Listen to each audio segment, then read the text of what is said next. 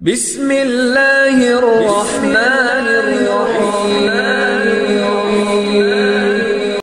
کذالک یبین اللہ آیاتہ للناس، اسی طریقے سے اللہ تعالیٰ واضح کرتا ہے اپنی آیات کو لوگوں کے لیے، وَلَعَلَّهُمْ يَتَّقُونَ، اور تاکہ وہ پھر تقویٰ کریں، بچیں۔ جب احکام معلوم ہو گئے اب بچنا آسان ہے، جب احکام معلوم نہیں تو اندیشہ ہے کہ کہیں کسی حرام کے اندر جو ہے وہ ملوث ہو جائے۔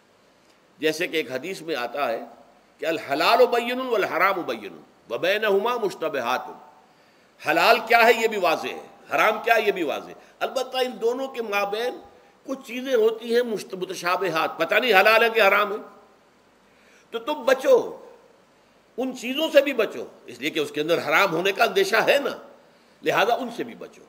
جو صریحاً حلال ہے اسی پر اکتفا کرو، جن کے بارے میں تعین نہیں ہو پا رہا ہے کہ وہ حلال ہیں، البتہ یہ بھی ثابت نہیں ہو رہا ہے کہ وہ حرام ہیں، تو ان سے یہ تقویٰ کا تقاضا ہے۔ اگرچہ قانونی اعتبار سے یہ کہا جائے گا کہ وہ مباح ہے، جس شے کی حرمت کا ثبوت ہمیں کتاب اللہ اور سنت رسول سے نہ ملے وہ مباح ہے، لیکن یہ ہے کہ تقویٰ کا تقاضا یہ ہے، قانون کا تقاضا یہ کہ مباح کو آپ اختیار کریں گے تو آپ پر گرفت نہیں ہوگی، اس لیے کہ اس کی حرمت ثابت نہیں ہے، لیکن تقویٰ کا تقاضا یہ ہے کہ آپ صرف اس شے پر اکتفا کریں کہ جس کے حلال ہونے کے لیے ثبوت اور دلیل موجود ہے۔ تو یہ ہے کہ تلک حدود اللہ فلا تقربوها کذالک یبین اللہ لکم للناس آیاتہ للناس لعلہم یتقون۔ یہ احکام ہے تکمیلی روزے کے، جس کے ضمن میں میں نے کچھ احادیث نبویہ کے حوالے سے بھی ان کی مزید وضاحت کر دی۔ اب آئیے تیسری بات، روزے کا اصل حاصل کیا ہے؟ اب پہلی آیت پر ہمیں توجہ دینی ہوگی، یا ایھا الذین آمنوا کتب علیکم الصیام، اہل ایمان تم پر روزہ فرض کیا گیا، لکھ دیا گیا، طے کر دیا گیا، اگرچہ جیسا کہ میں نے عرض کیا یہ ابتدائی حکم ہے اور اس میں وجوب علی التخییر وہ بعد میں آ چکا دوسری آیت میں، کما کتب علی الذین من قبلکم، جیسے کہ یہ فرض کیا گیا تھا ان پر جو تم سے پہلے تھے، یعنی یہود اور نصارہ، ان پر بھی یہ روزہ جو ہے یہ فرض تھا، البتہ احکام مختلف ہو گئے، جیسے جمعے کا دن اور جمعے کو چھوڑ کر یہودیوں نے سبت کا دن اختیار کیا، عیسائیوں نے جو ہے وہ سنڈے کو اختیار کر لیا، لیکن احکام میں فرق ہے، وہاں پورے سبت کے دن، ہفتے کے دن کاروبار دنیاوی مطلقاً حرام، لیکن ہمارے ہاں شریعت کے اندر آسانی پیدا کی گئی کہ صرف جمعے کی اذان سے لے کر نماز ادا ہو جانے تک وہ حرام ہے، لیکن باقی یہ ہے کہ اس سے پہلے بھی اگر کرو اور بعد میں جب فَإِذَا قُضِيَتِ الصَّلَاةُ فَانتَشِرُوا فِي الْأَرْضِ وَابْتَغُوا مِن فَضْلِ اللَّهِ، جب نماز ادا ہو چکے تو جاؤ منتشر ہو سکتے ہو زمین میں اور اللہ تعالیٰ کے فضل کو تلاش کر سکتے ہو۔ تو اسی طریقے سے اگرچہ حکم روزہ جو ہے وہ تو سابقہ امتوں میں بھی تھا، لیکن یہ اس کے احکام جو ہیں ان کے اندر تغیر و تبدل ہے۔ کتب علیکم الصیام کما کتب علی الذین من قبلکم لعلکم تتقون، تاکہ تمہارے اندر تقوی پیدا ہو جائے۔ اب یہ ہے حکمت صوم کی پہلی آیت۔ تقوی کسے کہتے ہیں؟ بچنا۔ کس چیز سے بچنا؟ اللہ نے جو چیزیں حرام کی ان سے بچنا، اللہ کے احکام کو توڑنے سے بچنا۔ دیکھیے یہ لفظ جو ہے اس کا مادہ ہے وا، قاف اور یا، وقا۔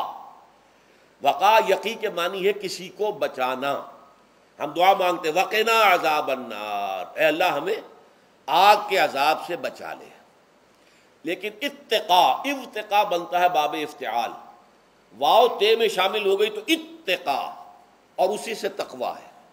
تقوی کے معنی کیا ہے؟ بچنا، خود بچنا۔ وقا یقی دوسرے کو بچانا، بچنا اللہ کے احکام کو توڑنے سے، اللہ کی حرام کردہ چیزوں میں ملوث ہونے سے، اللہ کے غضب سے، غصے سے، اللہ کی ناراضگی سے، اور آخرت میں اللہ کے عذاب سے۔ یہ بچنے کی روش ہے، پوری زندگی میں بھی اس کو جاری رکھو۔ یہ تقویٰ زندگی میں کیا ہوگا؟ اللہ کے احکام کو توڑنے سے بچنا، اللہ کی حرام کردہ چیزوں میں ملوث ہو جانا، ان کا استعمال کرنا، کھانے پینے سے متعلق ہوں یا وہ شہوت سے متعلق ہوں یا کسی اور چیز سے متعلق ہوں، اس سے بچنا۔ اور یہ بچنا جو ہے آخرت میں نتیجہ خیز ہوگا، جہنم سے بچاؤ ہو جائے گا، آگ کے عذاب سے نجات مل جائے گی۔ اچھا، اب روزے کا اس سے تعلق کیا ہے یہ سمجھ لیجئے۔ دیکھیے، ہمارے گناہوں کا سب سے بڑا سبب ہمارے نفسانی تقاضے ہیں۔ ہم ایک حیوان بھی ہیں اور حیوان سے برتر بھی کچھ ہے، وہ میں بعد میں عرض کروں گا، لیکن حیوان تو ہے۔ جیسے ہر حیوان کو کچھ خوراک کی ضرورت ہے، ہمیں بھی ضرورت ہے۔ ہر حیوان کو بقائے نسل کا معاملہ جنسی ہے، وہ ہمارا بھی ہے۔ ہر حیوان کو کوئی نہ کوئی سر چھپانے کی جگہ چاہیے، کوئی گھونسلہ ہو، کوئی کھو ہو، کوئی بل ہو، کچھ بھی ہو، کچھ تو چاہیے آخر۔ اسی طریقے سے ہمارے سارے تقاضے ہیں۔ حیوانات کو بھی آرام چاہیے، ہمیں بھی آرام چاہیے۔ یہ حیوانی تقاضے جو ہیں، جن کو ہم کہیں گے اینیمل انسٹنکٹس، ہمارے وجود کے اندر ہیں یہ، اور ان کا تقاضا ہمارے اندر سے ابھرتا ہے۔ اسی کو اڈ اینڈ لیبیڈو کہا ہے فرائڈ نے۔ جدید نفسیات کا بابا آدم جو ہے وہ فرائڈ ہے، اس نے اسے اڈ اور لب سے تعبیر کیا ہے، اس سے اوپر سیلف کو لایا ہے، اور اس کے بعد جو ہے وہ سپر ایگو ہے۔ تو یہ تین درجے اس نے متعین کیے ہیں، اور میں اس کی دقت نظر، ایکیوٹی آف آبزرویشن کا بہت قائل ہوں۔ اگرچہ نظریات کا جو نتیجہ اس نے نکالا ہے وہ غلط ہے، لیکن ایکویٹی آف آبزرویشن کا قائل ہوں کہ اس نے انسانی شخصیت کے تین لیولز کو آئیڈینٹیفائی کیا ہے۔ یہی تین لیولز ہمارے ہاں ہیں، نفس، قلب، روح، یہ تین لیولز ہیں۔ اس نے کہا اڈ اینڈ لیبیڈو یہ لویسٹ ہے، پھر ایگو، سیلف، پھر سپر ایگو۔ تین لیول وہ بھی مانتا، اگرچہ ان کی تعبیر اس نے غلط کی ہے، لیکن جہاں تک اڈ اور لیبیڈو کی تعبیر ہے وہ صحیح ہے، وہ حیوانی تقاضے ہیں۔ اچھا، ان حیوانی تقاضوں کے بارے میں یہ بات بالکل واضح رہنی چاہیے کہ یہ اندھے بہرے ہیں۔ انہیں صرف اپنی گریٹیفیکیشن، اپنے تسکین سے جو ہے ساری بحث ہے، اس سے کوئی غرض نہیں کہ حلال ذریعے سے ہو، حرام ذریعے سے ہو۔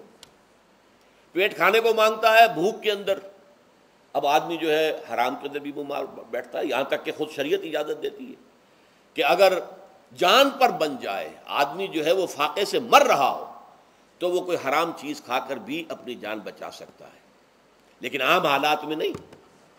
لیکن ہو سکتا ہے ہمارا چٹخارا جو ہے وہ حرام کی طرف ہمیں لے جائے۔ کسی کو واقعتاً اللہ نہ کرے کہ سور کے گوشت کا چسکا لگ جائے، وہ اس کے بغیر بچتا ہی نہیں، کھاتا ہے۔ شراب کی عادت ہو گئی، پیتا ہے، یہ نہیں۔ تو ہمارا پیٹ مانگتا ہے، اور اسے اس سے غرض نہیں کہ حلال سے کھایا ہے یا حرام سے کھایا ہے۔ ہماری شہوت اپنی تسکین چاہتی ہے، اسے اس سے غرض نہیں کہ حلال سے یا حرام سے، جائز سے یا ناجائز سے۔ اسی طریقے سے ہمارے تمام تقاضے جو حیوانی ہیں، ایک تو یہ کہ بہت زوردار ہیں، اور چونکہ وہ اندھے بہرے ہیں، لہذا جو قرآن میں کہا گیا ان النفس لامارۃ بالسوء، یہ نفس تو بدی کا حکم دیتا ہی ہے۔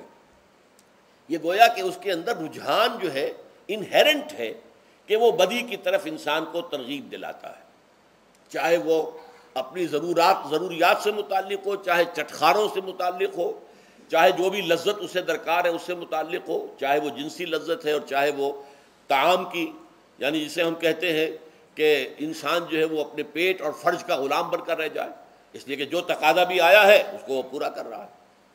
یہ جو کیفیت انسان کی ہے، اس کے لیے ایک مشق جو ہے وہ روزہ فراہم کرتا ہے۔ روزے کے آپ نے 12، 13، 14 گھنٹے کا بھی روزہ ہوتا ہے، بعض جگہوں پر 16، 17 گھنٹے کا روزہ ہوتا ہے۔ اس عرصے میں آپ اپنے نفس کو حلال چیزوں سے بھی روکے رکھتے ہیں۔ اس منہ زور گھوڑے کو جو ہے آپ اس کی لگام کس کر رکھتے ہیں کہ حلال بھی نہیں کھانے دے رہے۔ بھوک لگی ہوئی ہے، کھانا بہترین موجود ہے، نہیں کھا سکتے، اللہ کا حکم نہیں ہے، اللہ کی اجازت نہیں۔ شدید پیاس ہے، بہترین مشروبات فریج میں رکھی ہوئی ہے، نہیں کھا سکتے، نہیں پی سکتے، جائز نہیں ہے، حالانکہ حلال ہے، حرام نہیں ہے۔ بیوی موجود ہے، یا جیسے کہ لونڈیوں کا معاملہ ہوتا تھا، لونڈی موجود ہے، لیکن نہیں، آپ اپنی شہوت جو ہے وہ اس سے پوری نہیں کر سکتے۔ یہ پابندیاں نفس کے اوپر لگانا، یہ ایک مشق ہے، یہ ایک ریاضت ہے۔ اس ریاضت کا حاصل یہ ہونا چاہیے کہ انسان بقیہ 11 مہینوں میں اپنے آپ کو حرام سے تو بچائے نا۔ یہاں وہ حلال سے رکا ہوا ہے اللہ کے حکم سے، کہ حلال چیز بھی نہیں کھا رہا، دن بھر نہیں پی رہا، دن بھر نہیں اپنی کوئی شہوت پوری کر رہا، دن بھر حلال ذرائع سے بھی، تو اس سے اس کے اندر یہ ایک، اس کو ہم کہیں گے سیلف کنٹرول پیدا ہو جائے، اپنے نفس کو قابو میں کر لے۔ یہ گویا کہ اس کا سب سے پہلا اس روزے کی ریاضت، روزے کی مشق کے حوالے سے یہ اس کی حکمت ہوئی کہ اس سے کے ذریعے سے انسان میں سیلف کنٹرول پیدا ہونا، ضبط نفس۔ یہاں پہ تھوڑی سی میں وضاحت کر دوں، رہبانیت کے اندر آپ کو معلوم ہے کہ سیلف اینیہیلیشن، انگریزی الفاظ جو ہیں وہ زیادہ بعض لوگوں کے لیے واضح ہوں گے، نفس کشی، نفس کو کچل دینا، ختم کر دینا، مار دینا، یہ رہبانیت میں ہوتا ہے، اسلام میں نہیں۔ اسلام کا نظام بڑا متوازن ہے۔ ان لنفسک علیک حقا وان لزوجک علیک حقا وان لزورک علیک حقا۔ حضور نے فرمایا دیکھو تمہارے نفس کا بھی تم پر حق ہے، اسے مناسب حد تک آرام دینا بھی تمہارے ذمے ہے، اسے غذا بہم پہنچانا بھی تمہارے ذمے ہے۔ فرق صرف کیا ہے، حلال سے ہو حرام سے نہ ہو۔ اس کی شہوت کو پورا کرنا بھی تمہارے ذمے ہے، فرق صرف کیا ہے، جائز راستے سے ہو حرام سے نہ ہو۔ اس کا نام ضبط نفس ہے، سیلف اینیہیلیشن، نفس کو کچل دینا۔ یہ جو تپسیائیں جو ہیں ہندو سادھو کرتے رہے ہیں، اور جو سب سے زیادہ معاملہ جو ہے وہ جو راہب ہوتے تھے حضرت مسیح علیہ السلام کے پیروکاروں میں، انہوں نے تاریخ کے اندر جو مثالیں دی ہیں اس کا جو ہے اندازہ کرنا مشکل ہو جاتا ہے کہ کس درجے وہ لوگ اپنے نفس کو کچل دیتے تھے، جس کا قرآن مجید میں سورہ حدید میں ذکر بھی ہے۔ اکثر لوگ تو پابندی نہیں کر سکتے تھے، اپنے اوپر پابندیاں لگانے کے بعد غلط راستوں پر بھی چل پڑتے تھے، لیکن جو لوگ ان پابندیوں کو نبھاتے تھے وہ کس انتہا تک جاتے تھے۔ کبھی آپ جو ہے ہسٹری آف کرسچن مناسٹسزم پر جو تاریخ کی کتابیں لکھی گئی ان کو پڑھیں تو اندازہ ہوگا۔ مولانا مودودی نے تفہیم القرآن میں اس کا کچھ حوالے دیے ہیں، اور واقعہ یہ کہ رونگٹے کھڑے ہو جاتے ہیں انسان پر کہ اس درجے میں انہوں نے اپنے نفس کو کچلا تھا۔ ہمارے صوفیہ کے ہاں بھی بعض ایسی روایات صحیح ہیں یا غلط ہے بیان کی جاتی ہیں، لیکن اسلام کا اصل معاملہ کیا ہے، توازن، اعتدال۔ تمہارے نفس کا بھی تم پر حق ہے، ان لنفسک علیک حقا، تمہاری بیوی کا بھی تم پر حق ہے، وَإِنَّ لِزَوْجِكَ عَلَيْكَ حَقًّا، اور تمہارا جو بھی کوئی ملاقاتی آئے، کوئی دوست ہے، اس کا بھی زورک علیک حق، زیارت کرنے کے لیے کوئی آیا اس کا بھی حق ہے، ان کے حقوق ادا کرو۔